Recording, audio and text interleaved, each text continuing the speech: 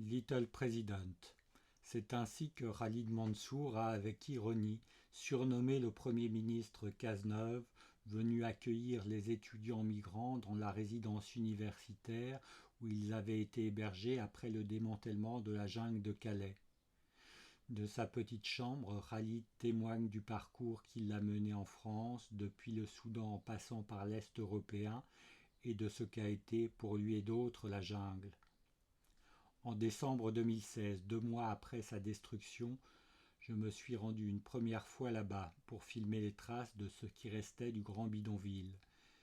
J'y suis ensuite retourné à plusieurs reprises jusqu'à l'été 2018, voyant à chaque fois avancer les travaux de renaturation qui avaient justifié la destruction de la jungle et l'expulsion de ses habitants. J'ai rencontré Khalid la veille de son premier entretien à l'OFPRA en juin 2016. Il était sans papier et habitait encore la jungle de Calais. Son rendez-vous ayant lieu tôt le lendemain matin à Fontenay-sous-Bois, je l'ai hébergé à Paris pour la soirée.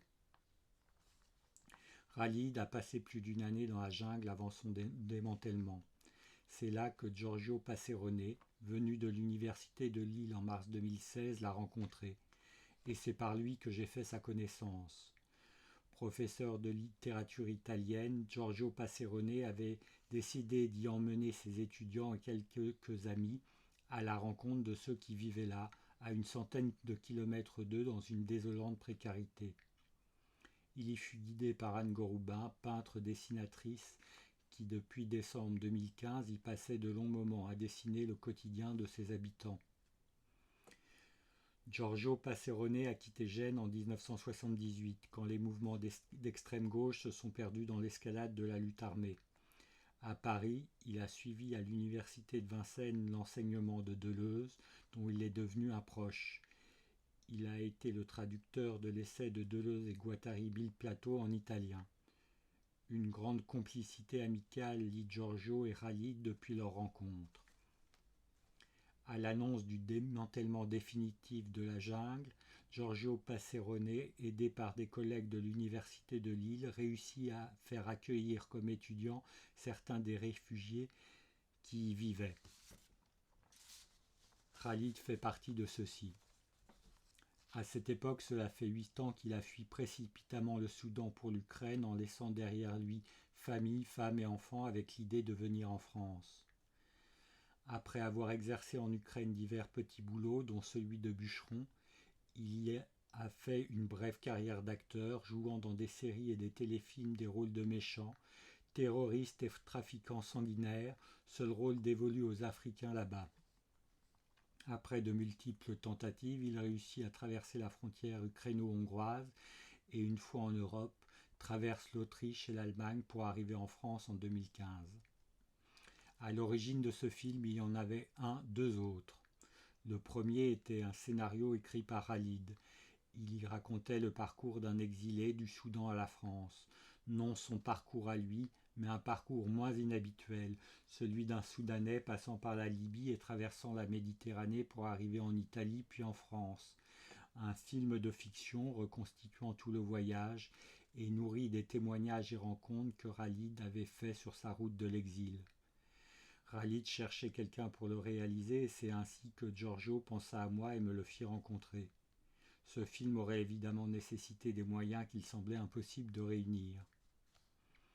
J'ai alors eu l'idée d'un autre film où, suivant Khalid dans son quotidien d'exilé étudiant à Lille, nous aurions suivi parallèlement le récit de son scénario. Finalement, Khalid n'étant pas satisfait de celui-ci, dont la fin était restée en suspens après le démantèlement de la jungle, ce deuxième projet fut abandonné.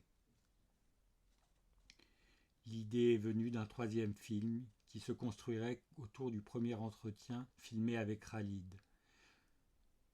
Dans celui-ci, mené conjointement par Giorgio et moi-même, Khalid évoque son trajet de l'exil, du Soudan à Calais. Nos questions et ses réponses sont traduites de l'arabe par une jeune doctorante libanaise de l'université de Lille, Marie Chebli, arrivée en France il y a moins d'une dizaine d'années.